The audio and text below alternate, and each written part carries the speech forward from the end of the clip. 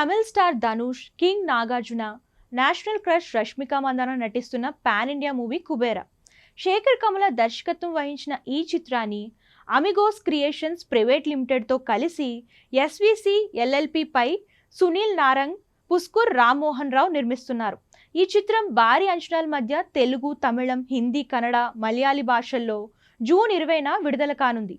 Release సమయం దగ్గర పడడంతో ప్రమోషన్స్లో జోరు పెంచిన చిత్ర బృందం తాజాగా పిపి డుమ్ డుమ్ పాటని ముంబైలో మంగళవారం లాంచ్ చేశారు.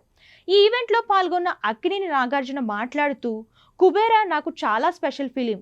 ఏదైనా డిఫరెంట్గా చేయాలి అనుకున్నప్పుడు శేఖర్ వచ్చారు. ఆయనతో గత 15 ఏళ్లుగా పని చేయాలని అనుకున్నాను. ఆయన ఈ సినిమా గురించి చెప్పినప్పుడు మరో ఆలోచన లేకుండా ఓకే చేశాను.